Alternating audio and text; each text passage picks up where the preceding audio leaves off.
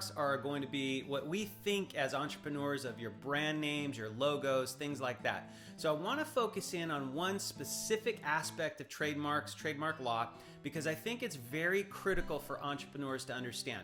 See, when we start using a brand, whatever that name is, and we tend to think in terms of like the big brands like, Google and Walmart and Costco and Reebok and Nike, all those types of brands, we assume no one else can use these brands. And for the most part, we're right. And there are some unique rules for what we call famous brands out in the marketplace.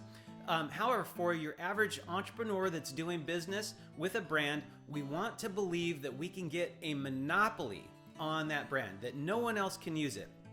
But there's an interesting little side story on trademark law that I want to focus in on today, and that is descriptive marks.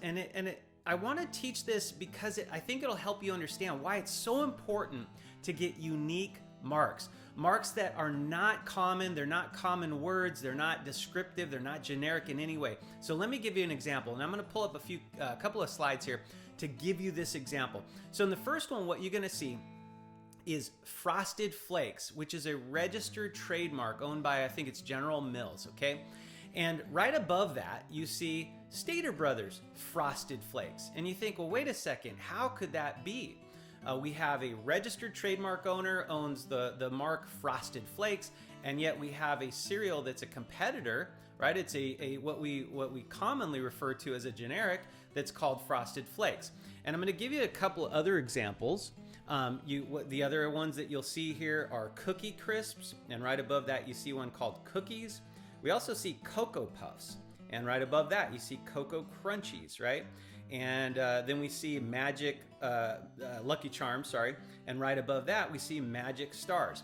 Now, what's happening here? Why is that permitted? Because as a trademark owner, you think, wait, I own a registered mark, I should be able to keep other people from using that same or similar mark. But notice in each of these examples that it's descriptive. The Stater Brothers version is descriptive of what it actually is. So we have flakes, corn, they're made from corn, I think, and they're frosted. So Frosted Flakes is actually descriptive of what's in that box. So even though Frosted Flakes may have trademark protection with General Mills, there's also just a descriptive use. We're not using it as a trademark. We're saying these are flakes that are frosted. They're Frosted Flakes. We have stars that are lucky. These are Lucky Stars. We have cookies with a K because these are little cookies. And the point here for entrepreneurs is to keep in mind that when we come up with brands, when we come up with descriptive words that are really nothing more than telling us what the product is, assuming we even get a registered mark, but long before that, even if we can't get it registered, you have to understand that the protection sort of gets very, very narrow, because if somebody comes along and says, hey, I'm also selling cereal and it's flakes that are frosted, so I'm going to call it Frosted Flakes, that is a description of the product. It's not a trademark, which is why you could have a Frosted Flakes registered mark and a Frosted Flakes descriptive, it's not even a mark, product descriptor, coexisting literally 6 inches away from each other on the shelf. So as you as an entrepreneur think about your trademarks, you think about your branding, I want you to take some time and think, is the brand that we're investing in, we're building an infrastructure around, is it unique? Or is it just merely descriptive of our products and services? I commonly use this example with my own clients. If you are a door manufacturer and you're trying to get a brand like We Make Doors, well, that's describing your activity. So aside from the fact that you probably won't get a registered mark, even if you do, it's very descriptive of the nature of your products and services.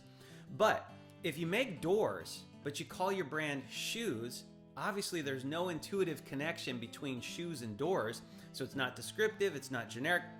So it actually can acquire what we call secondary meaning and mean something very different to the consumer. When they hear shoes, they think of your door products. I know that's an interesting twist on it.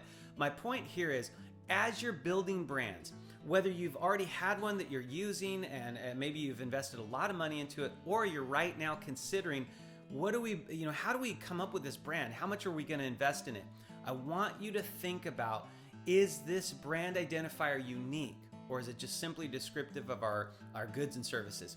So that's your legal minute, and I hope that helps you be a better entrepreneur, build a better, more successful business. If you like this video, share it with your friends and like and subscribe. Thanks so much.